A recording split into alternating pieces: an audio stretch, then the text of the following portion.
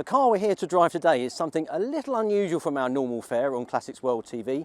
We've got here a Bentley R-Type Continental from 1952, so celebrating its 70th anniversary in 2022. This is, like many of them, Mulliner coach built, a glorious fastback shape, one of only 208 built, and I'm delighted to be given a chance to go out on the roads around here near the factory at Crewe with Mike Sayer.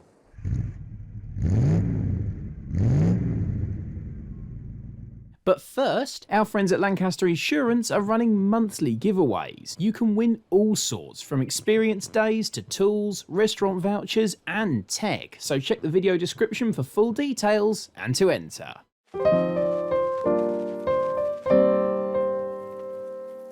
This is our 1952 R-Type Continental, known affectionately as Jazz because of her number plate. One of 208 R-Type Continentals built between 1952 and 1955.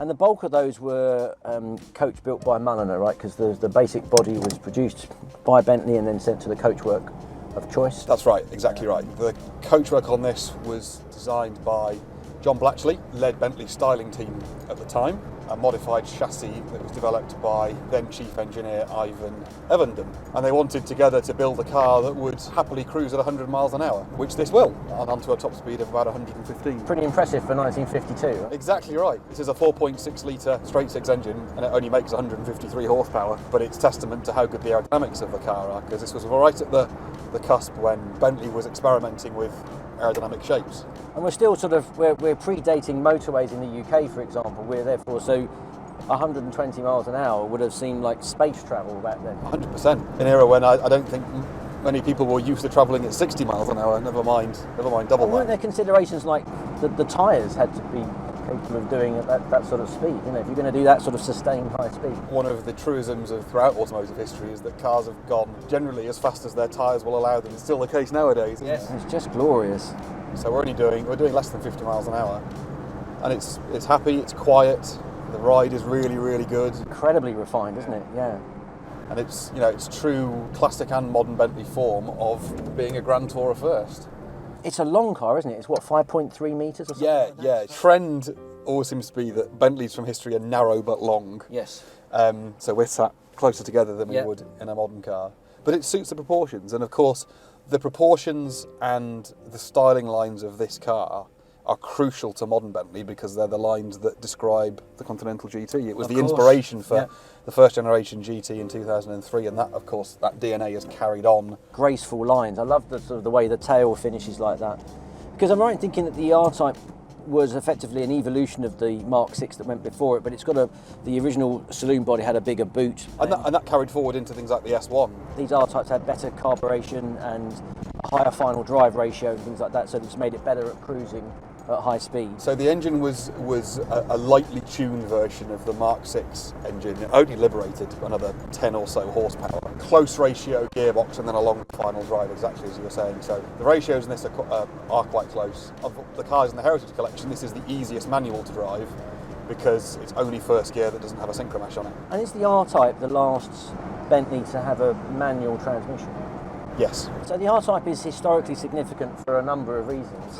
The most important thing is it's not just the design and the lines and the form, it's the ethos of the car that helped inspire the Continental GT in 2003. It represents a very sort of halcyon day of the Bentley brand post-war. The renaissance of the brand now probably takes its inspiration from those sort of Bentley blower days of the motorsport era in the 20s.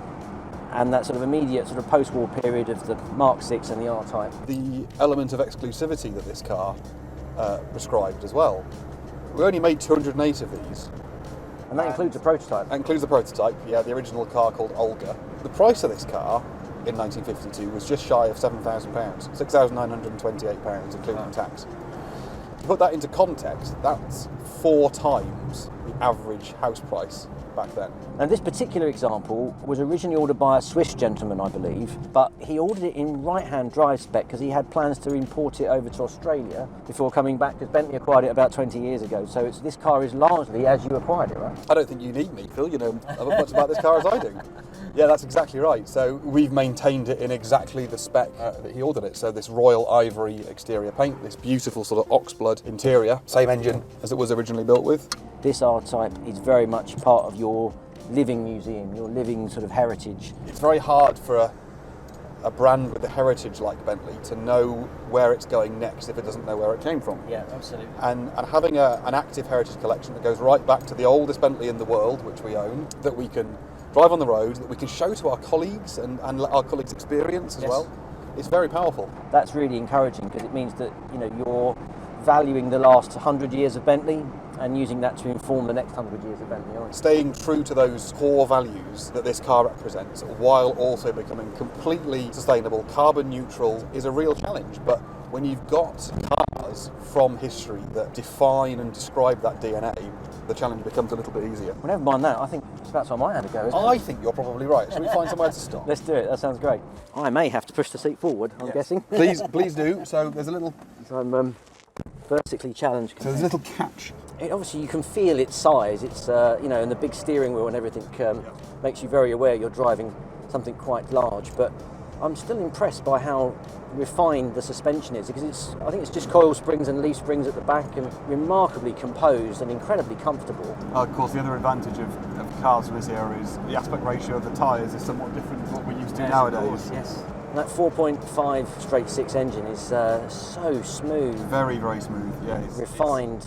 If you look at W.O. Bentley's own philosophy when it came to engine design, because of course he was an engine designer, he had 3 priorities, and they were always in the same order. Reliability first, then refinement, and then performance. So he wanted bulletproof engines that were quiet and exceptionally smooth, and then it was how much power could it make. And it's why he didn't like what Tim Birkin did to the 4.5 in the supercharger, because he felt that the supercharger corrupted that philosophy. It prioritised performance, and of course those blowers were incredibly quick. They were also quite fragile. That order of things carried forward even into the 50s when he wasn't at the company anymore. Yeah, it's got a lovely, quiet, determined sort of progress, this engine. It surges forward without making too much muss or fuss. It's glorious. And if you compare that to the 4-litre V8 in the Flying Spur that you drove recently, it's basically the same principle. Yeah. It's quiet and smooth and refined when you want to just make progress, and if you want the character, it's there, but only when you really want to drive the car. Well, this feels so special. That view down the bonnet there, looking at the Bentley mascot at the end, it's just fabulous. We were saying before about the inspiration of design DNA. It's also in the details. You look, there's this chrome strip running out from the centre of the dash right down to the Flying B, drawing your eye to the Flying B. Of course. We have exactly the same thing on the Flying Spur. Yes. Even the gear change. I was expecting the gear change to be a bit notchy, but actually, yes, there's a bit of mechanical resistance in there, but it's fine. Yeah. The gates are quite tight, but the actual gearbox itself is very, very smooth. Yes. Synchros help, obviously. You just have to remember, if you ever try and do a second to first down change, that's the gear that doesn't have a synchro on it. Yes. So you can drive the car beautifully and then embarrass yourself when you're parking it if you're not careful. The great thing is that with plenty of torque, you can largely leave it in second or third and let it do its thing, which is good. It's so composed. We're quite high up, of course, and it's a bit of a windy day, but actually it's tremendously refined and composed. Wow, what an experience. I'm glad you enjoyed it.